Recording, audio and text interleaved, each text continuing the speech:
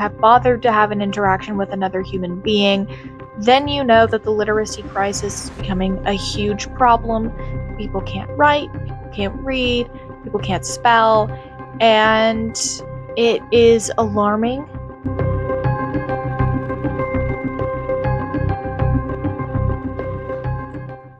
Hi everyone, I'm Grace and welcome back to the bookshelf. Today we are talking about the literacy crisis, everyone. And if you don't know me, I'm Grace. I'm a content creator. I am based at ASU, so I do a lot of college content, reading, writing, makeup, beauty. But today is not that day. Today is about media literacy.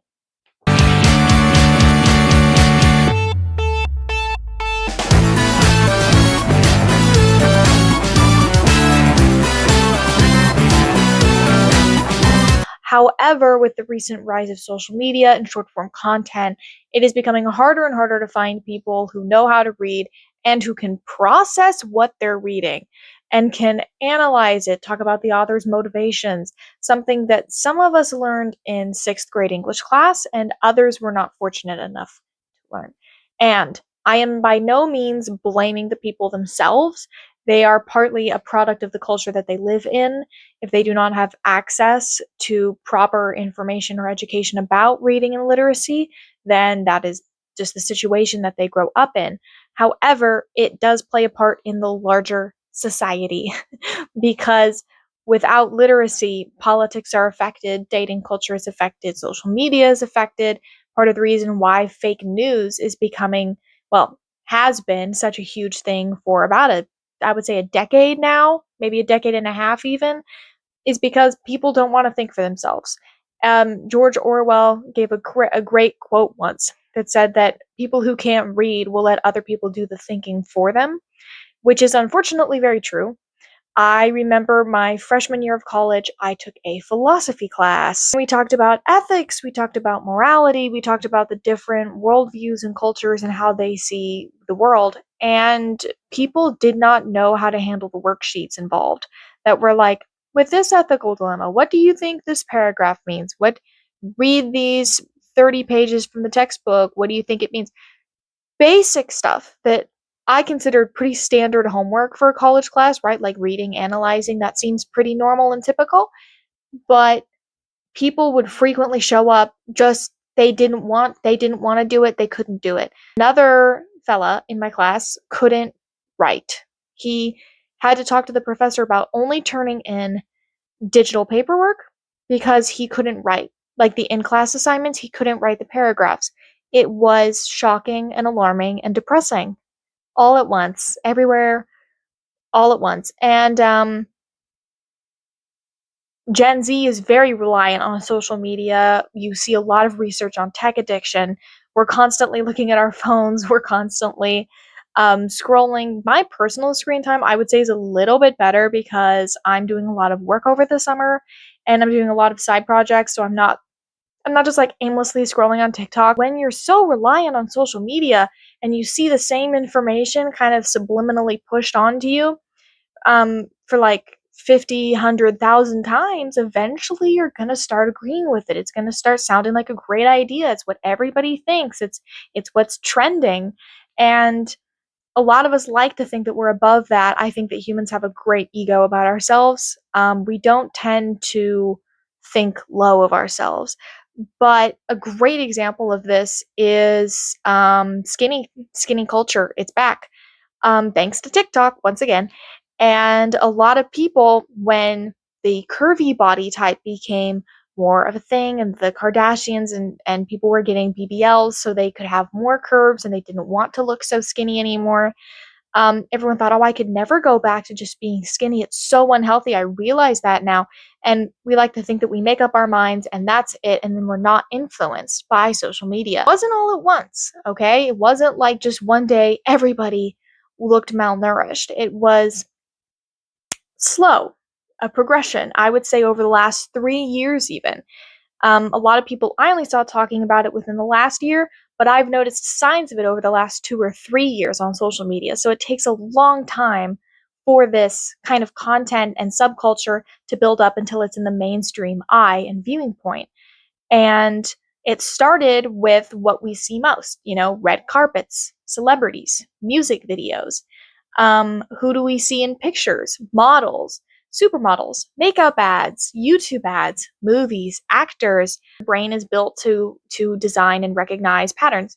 And you recognize that everyone is starting to look the same. And your brain slowly changes from seeing everyone being more curvy to seeing everyone being really skinny. And suddenly that pendulum swings the other way. And before we know it, we're back to skinny talk like it's 2000 heroin chic all over again. Without literacy, you cannot even distinguish that that's what's happening. It's just happened to you. And suddenly your brain hears what they want you to believe. And literacy plays into that because when you read, when you absorb a story, first of all, it takes focus because you have to, first of all, find the book and you start putting together themes. Reading is not just skimming over the words. Reading is actively absorbing and analyzing the story, thinking about the characters. What do you like about them? Who's your favorite? Who's your least favorite? That is all analyzation work, which if you grow up in a household that encourages reading, you grow up in a school environment that pushes you to read and consistently do so, then you kind of do that naturally. So by the time you're in 5th or 6th grade, you've kind of been doing that by yourself for years. That's what happened to me. I grew up in a household that was very pro reading, as you can tell by my background, very pro reading here. My YouTube channel partly exists because not everyone has access to that information. Not everyone was taught that. Some parents don't read to their kids.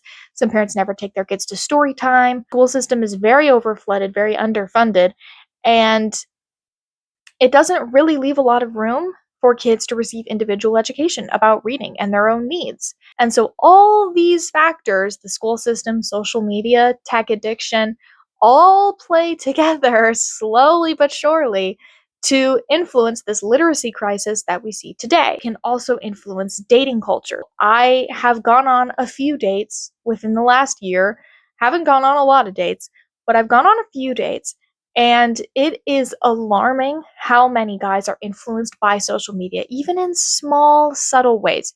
And there's some great articles out there online that talk about not only the literacy crisis in general, but the literacy crisis pertaining to boys and young men. AI primarily uses extremist content to influence boys because, going back to psychology, going back to our philosophical psychological roots, girls and women tend to be based around connection. That's why we see a lot of female friend groups where they get together for hours and they talk about their lives. They are not exactly the same social creatures as women. A lot of men, when they turn to the internet and they become isolated, the extremist content is pushed in their direction in their algorithm until they are inundated by these ideas about dating and women and what women want and unfairness, extremist stereotypes. And I have definitely noticed a change between when I was getting to know guys, I would say in middle school, even when I was in middle school, it was 2017, 2018. ChatGPT wasn't a thing. AI was not a thing. AI Google did not exist. You had to click on the articles and find the information. It was a long time ago, almost 10 years ago. Almost 10 years ago now. Gosh, I'm old. Remember, I would just like sit down and you would just be like, "Hi, so and so's name." You'd exchange names and then you just talk a little bit. And then it would be like a cute little middle school romance thing. It wasn't like everyone's on social media, no one can hold a conversation.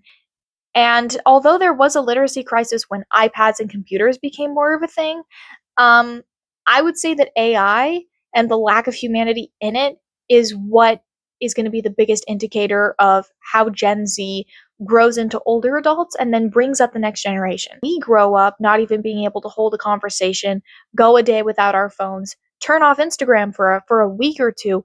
If we can't even do that, how are we going to raise the next generation of human beings to be alert and emotive and form connections with other people? And you can see the literacy crisis affecting age groups from college all the way down to childcare. So, for example, I worked in childcare for a while. I worked with elementary schoolers, preschoolers, babies, and with the preschoolers, even, I noticed that they had a high tendency to be addicted to devices. They wanted to play video games. They weren't as open to playing dolls or wanting to do like pretend games. They were primarily interested in watching Cocomelon. They wanted to watch TV, they wanted to play video games.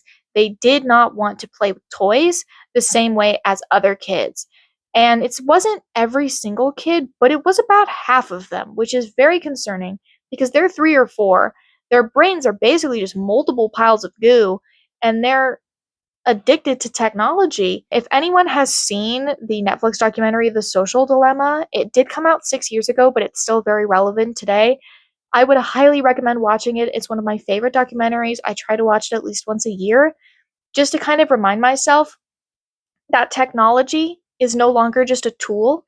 It is now something that barters and bribes us for our attention, to sell our data, to sell our attention for ads, to make money off of our humanity. I read another great book, which is called I, Human, about how we retain our humanity through the age of AI. And there was a great part where it talked about that humans are now seen as extractable resources, that we are now seen as what you can harvest and mine, the same as crude oils or minerals. So, a few things that you can do, because I don't want to be all doom and gloom. It's not all doom and gloom. There is a very large bright spot in this, which is that the publishing industry is still doing better than ever. No one is predicting that reading will go out of style anytime soon. If you walk into a Barnes and Noble, you will see people buying stacks of books. Their story times are still successful. Little kids do still want to read, but there is a portion of the population that doesn't understand why reading is important, that doesn't care about literacy or media evaluation or really critically analyzing what they're seeing online. Pick up a journal, think about what you're reading and seeing. You don't want to be the kind of person where all of your thoughts are not original, where you can't put together an original thought that you didn't hear from somewhere else, that you can't see a movie without making analogies. And make sure to pay attention to what you see around you. If you notice in your conversations, things are different. If you notice on social media that the comments all tend to sound similar, and you start to notice these patterns, and I hope that this motivates all of us in 2026 to make a big change towards media literacy, since we're Gen Z and we're going to be bringing up the next generation of Gen Alpha and Gen Beta. And thank you so much for watching. I'm Grace, and this was so much fun to film. I love doing research and commentary videos. I think it's very important for us to kind of convene together on the internet and discuss what we think is important. And media literacy and AI and reading is clearly very important to me. So make sure to subscribe so you can see all the other videos. And I will see you next time. Bye.